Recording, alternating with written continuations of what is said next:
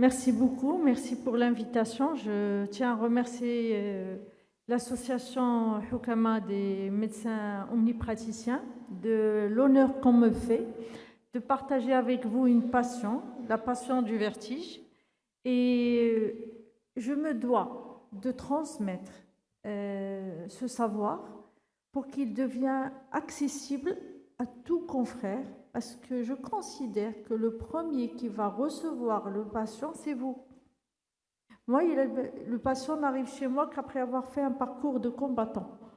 Je considère que si on arrive à travers ce congrès et les ateliers d'aujourd'hui et ce qu'on va essayer de partager à travers ces conférences, c'est que vous y arrivez à gérer tout seul le malade, qu'il soit à Oujda ou à, je dirais, à l'Ayoun, qu'il soit pris en charge. Parce que sincèrement, le vertige positionnel, c'est une affaire de quelques secondes. C'est un travail de quelques minutes.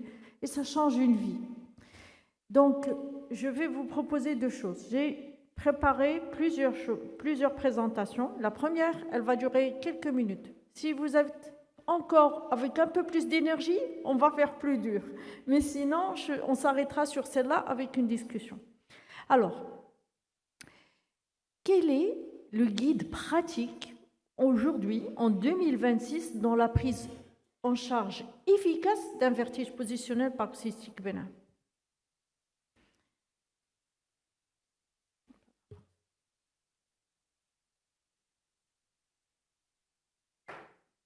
Donc, AVPPB.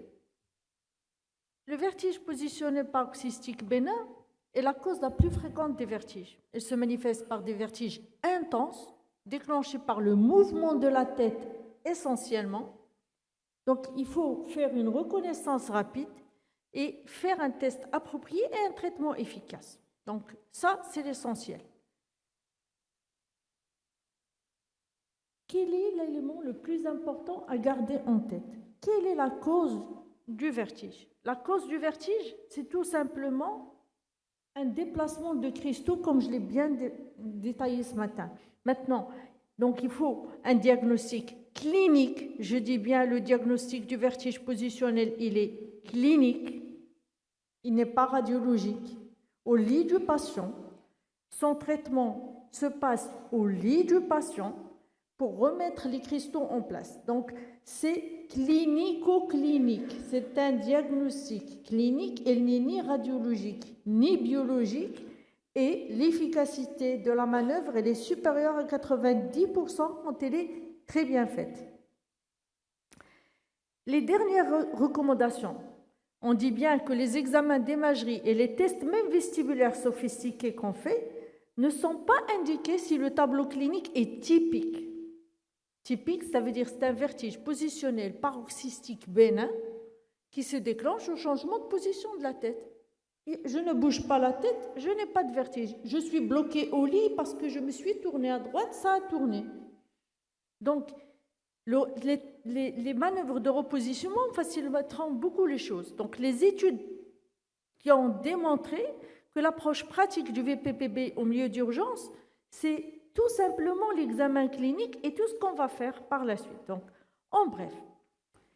Donc, une fois qu'on a su que notre patient fait essentiellement un vertige au changement de position, vous pouvez systématiquement faire une manœuvre. Le matin, on a passé une matinée à voir tous les types de manœuvres.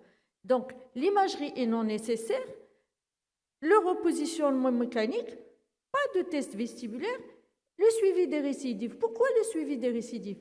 Parce qu'un vertige positionnel peut être récidivant. Donc, il récidive dans 25% des cas, précisément, même si vous l'avez bien fait votre manœuvre. D'où l'intérêt de revoir un patient chez qui vous avez fait une manœuvre au bout de 2 semaines, le contrôler. Si tout rentre dans l'ordre perfecto, il peut rentrer chez lui. Mais si, au bout de 2 semaines, vous trouvez qu'il fait encore un vertige positionnel, que vous le manœuvrez, il part 2 semaines, il revient vous voir, à ce moment-là, on n'est plus dans le positionnel paroxystique bénin, on est dans une partie émergente de l'iceberg, À ce moment-là, ça peut être un Ménière, ça peut être une migraine vestibulaire, ça peut être un triple PD, ça peut être une malformation d'Arnold-Chiari qui a été mal diagnostiquée lors de l'examen clinique, d'où l'intérêt du suivi. Donc, identifier le VPP. Il faut reconnaître les symptômes. Ça veut dire que c'est un vertige qui se déclenche essentiellement au changement de position. Il est bref, il est positionnel. Maintenant, le test de Dick-Solpike. Le test de Dick-Solpike que je viens de montrer le matin, c'est l'intérêt, c'est lui qui vous pose le diagnostic. Prenez la tête, allez poser la tête à droite, regardez bien. Est-ce qu'il y a un nystagmus horizonto-rotatoire qui se déclenche avec un temps de latence qui est fatigable et qui s'arrête spontanément au bout de quelques secondes? Là, j'ai mon positionnel. Je remets mon patient, j'ai un signe de rappel qui témoigne que les cristaux se remettent dans le sens de la pesanteur. Je passe vers le côté contralatéral, je n'ai rien. Ou j'ai quelque chose qui est lié à un défaut de sédimentation. Donc, c'est le Dick-Solpike qui pose le diagnostic. Donc, il faut distinguer les formes géotropiques des formes agéotropiques. Pourquoi? Parce que c'est un défaut de sédimentation. Et malheureusement, on en voit plus des agéotropiques parce qu'il y a des fausses manœuvres. Parce que quand vous faites une manœuvre qui n'est pas dans le bon sens, vous faites une fausse manœuvre. Et si vous faites une fausse manœuvre, vous allez sédimenter les cristaux dans le contresens et le patient, au lieu de s'améliorer, il va s'aggraver. Donc, quand ne pas prescrire d'imagerie, reconnaître les situations et savoir que les médicaments antivertigineux ne sont pas essentiels.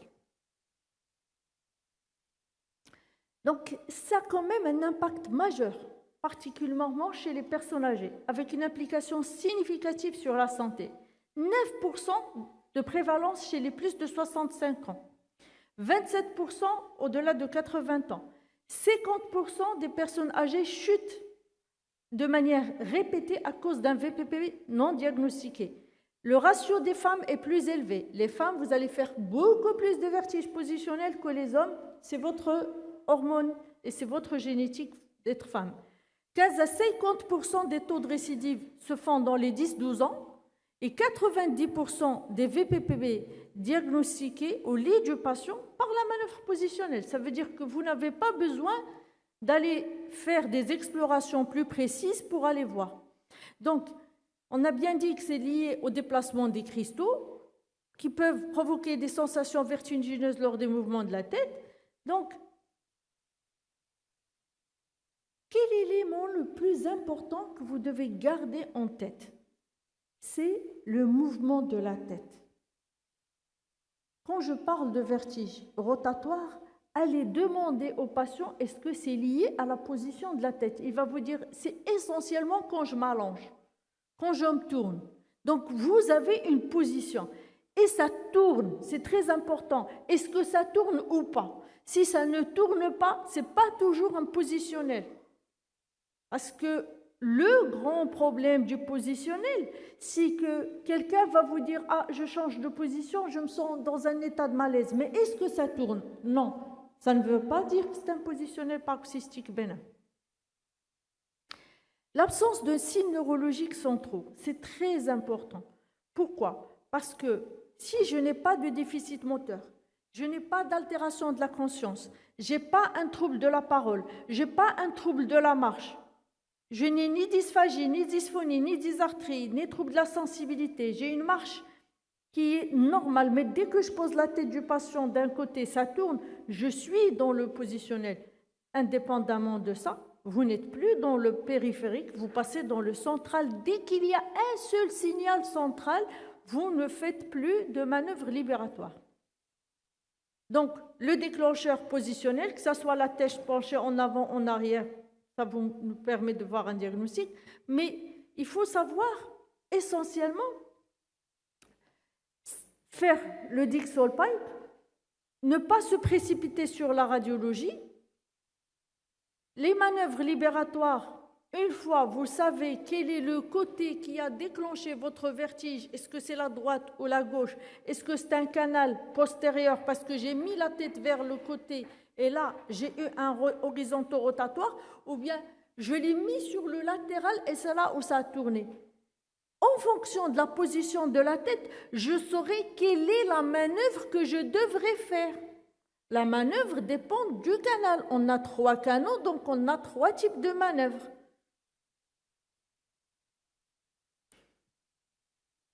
Donc le test le plus simple que vous pouvez faire, surtout chez les personnes âgées, c'est le test Supine Roll Test ou le Magnini-Maclure.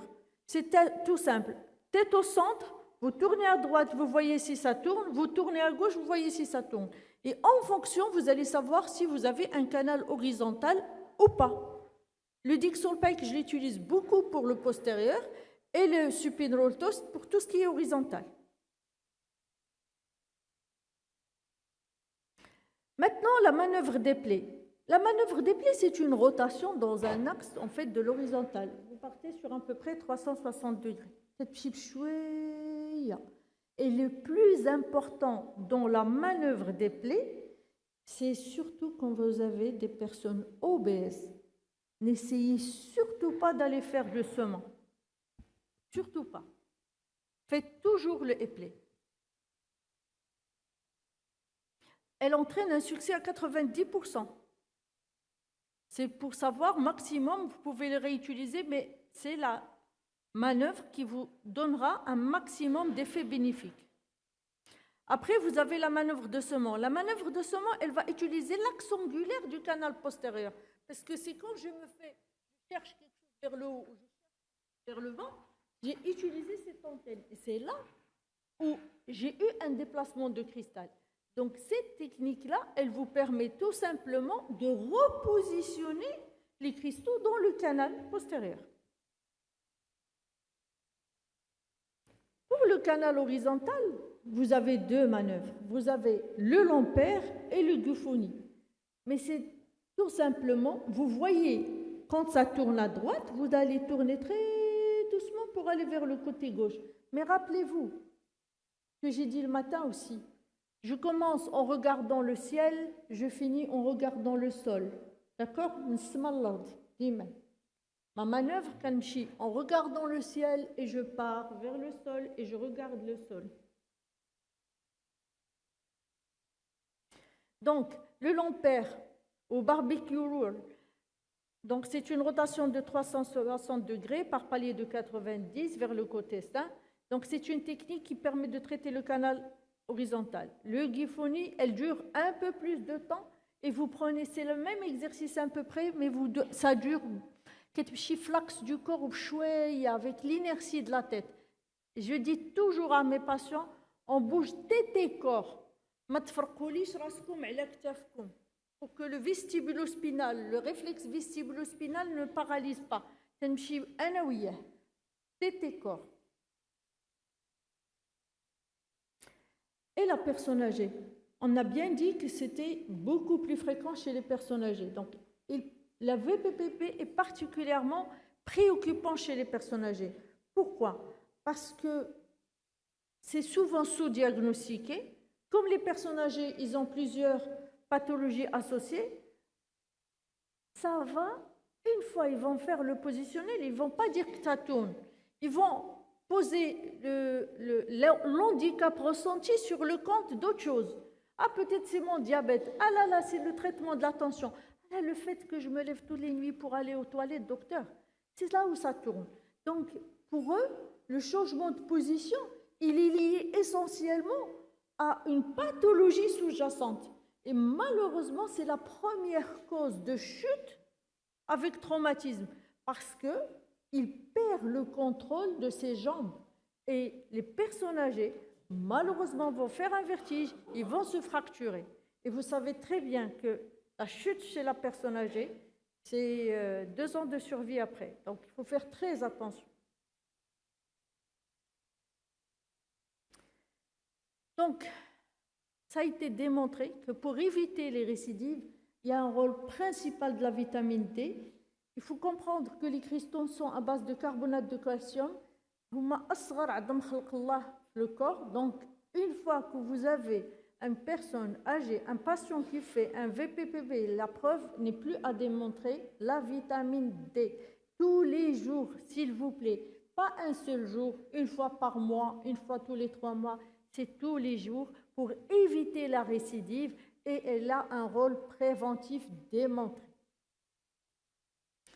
Maintenant, on a eu tous la main facile à prescrire des antivertigineux, à utiliser des médicaments qui vont avoir une action vestibuloplégique, ben, ça aggrave la chute parce que ça lève le contrôle. Et sans contrôle, on est par terre. Donc, j'insiste, pas de médicaments qui vont entraîner surtout un état de confusion, un état de somnolence. C'est pas ça ce qui va arrêter son vertige. Son vertige, il va l'arrêter systématiquement en le mettant dans la bonne position. Parfois, même quand vous n'arrivez pas, j'insiste, vous n'arrivez pas à faire la manœuvre parce que le patient il a un torticolis spasmodique du côté, il ne veut pas bouger. Et vous ne voulez même pas lutter contre. Vous lui dites, s'il vous plaît, vous allez dormir tête surélevée sur tel côté. Vous allez faciliter la sédimentation, tout simplement. Il y a une équipe allemande qui avait fait une étude, elle bloquait les patients au lit pendant 48 heures, dans la position contralatérale, pas à côté du vertige. Ça finissait toujours par sédimenter. Donc, allez-y toujours dans la douceur et dans le respect de chacun. Donc, quels sont les pièges à éviter? Faire un Dixolpike d'un côté et vous dire, ah, Lorasso, il a fait un vertige positionnel d'un côté, et dans ce cas-là, ça fait baraka. Il fait un vertige du côté droit que j'ai réduit. Non, quand vous faites un Dixolpike, allez chercher la droite, allez chercher la gauche. Après, pratiquez votre manœuvre libératoire. Ne faites pas un seul côté.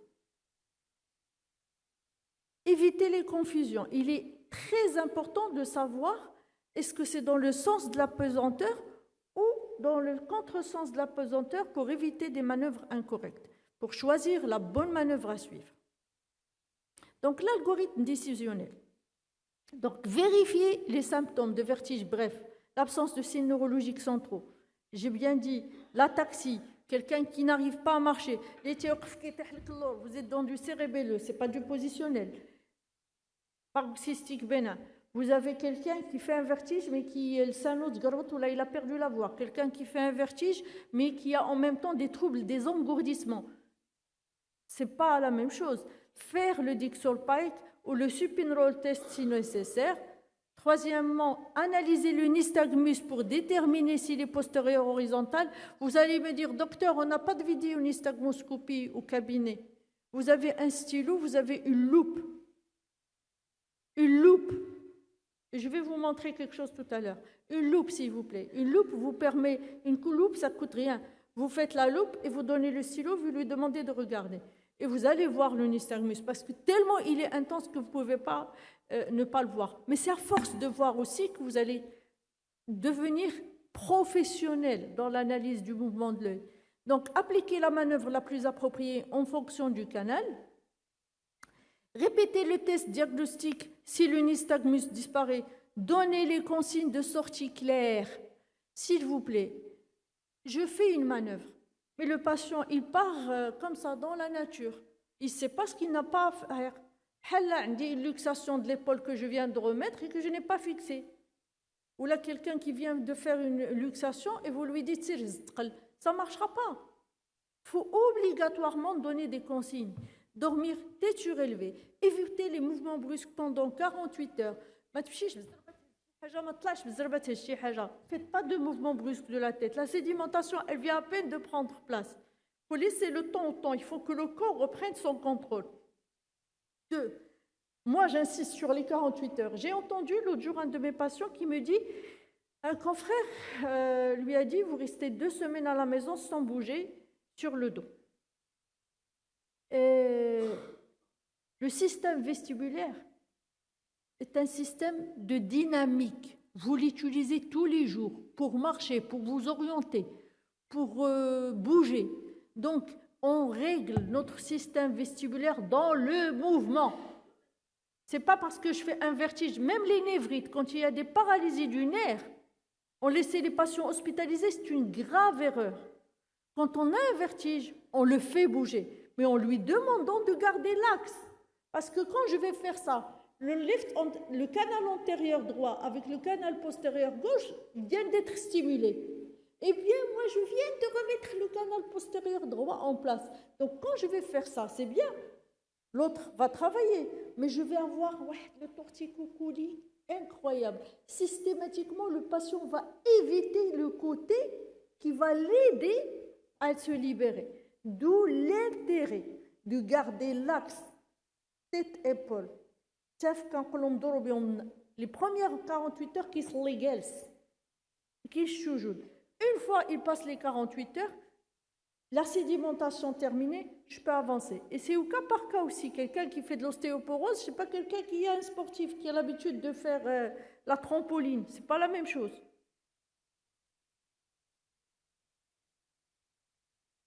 Donc, les drapeaux rouges, une diplopie, quelqu'un qui fait un vertige positionnel avec une vision double, c'est un signe neurologique qui peut indiquer une pathologie sous-jacente. Donc, dans ce cas-là, l'imagerie est indiquée et les urgences neurologiques, bien sûr, passent avant la manœuvre, parce qu'il n'y a pas de manœuvre quand il y a une diplopie. L'ataxie, une perte de coordination, peut signaler des troubles neurologiques imminents et parfois exige une imagerie pour exclure un AVC. Le nystagmus vertical, le nystagmus périphérique, il est horizonto-rotatoire. L'œil ne bat pas comme ça, elle bat comme ça. Et dès que vous voyez un mouvement comme ça, c'est du central. Et donc, on est dans un tableau de dysfonctionnement du système nerveux central, d'où l'intérêt d'aller faire une imagerie. Les consignes de sortie doivent être claires. Moi, je donne des fiches aux patients. J'ai même fait des trucs sur Instagram qu'ils voient et qu'ils téléchargent. J'ai même fait des podcasts. J'ai essayé de faire transmettre l'information au maximum pour éviter les pertes de chances de guérison de ce patient. Parce que vous avez fait le travail, vous n'allez pas pouvoir être là tous les jours chez lui, surtout quand ils viennent de très loin. Mais pas de minerve, please, et pas de dormir position assise. Le patient dort normal avec un coussin surélevé. Donc, message clé, c'est un diagnostic clinico-lit, l'imagerie est non indiquée et l'efficacité des manœuvres. Voilà, je vous remercie. Tabarakallah alik, professeur Amarouche. J'ai une petite chose, un petit cadeau. Alors, écoutez, j'avais fait pour le groupe Le Hukama la dernière fois, j'avais fait les vertiges en urgence. Et j'avais parlé de la dernière classification, GRAS 3, qui est utilisée dans l'urgence internationalement, et c'est les Américains qui ont bien travaillé. Mais j'insiste, s'il vous plaît, regardez ce que je vais vous montrer. Pourquoi ? Parce que le vertige positionnel est un test que vous pouvez faire chez vous au cabinet. Je veux que vous l'appreniez. Il est là. Prenez-le en vidéo. Et vous pouvez le chercher sur YouTube et le regarder. Alors, il y a un grand professeur Newman, c'est un Américain, qui a démontré qu'à travers le test de Head Impulse Test, un simple mouvement de tête d'impulsion, on peut savoir si notre patient fait un AVC ou il est dans la pathologie neurologique ou pas du tout. Donc, regardez bien. Ça durera 1 minute, mais c'est très important. Donc, il a bien démontré que dans une analyse bien précise, ils ont démontré que les 25% par un nombre très important d'AVC peut être diagnostiqué en examinant l'œil d'un patient qui vient pour un vertige. Alors, cet œil, vous l'avez bien vu, elle bat dans un sens bien précis, alors qu'il est venu pour un tableau de vertige en urgence.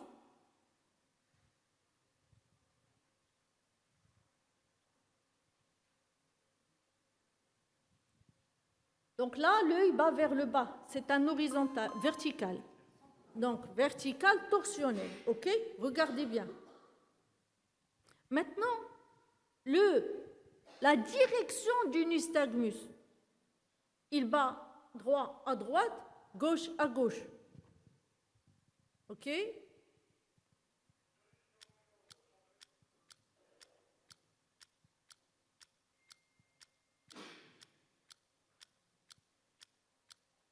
Maintenant, on fait simplement un mouvement de tête. L'œil ne doit pas bouger quand vous bougez la tête, parce que votre système vestibulaire est normal.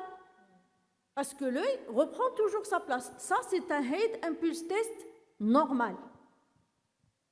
Maintenant, regardez ce qui va se passer quand vous allez avoir un central. Dès que vous allez fermer l'œil, l'autre œil va bouger.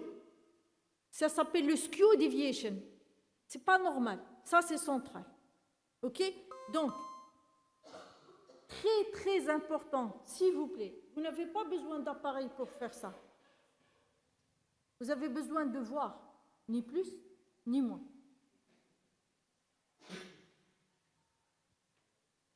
L'œil qui bouge, on regarde droit à droite et à gauche, gauche. Dès que je ferme, l'œil passe vers le haut. Dès que je ferme, l'œil passe vers le bas. Je suis dans du central. Le périphérique, vous bougez la tête, l'œil suit. Elle ne bouge pas. Elle se stabilise. Voilà. Je vous remercie.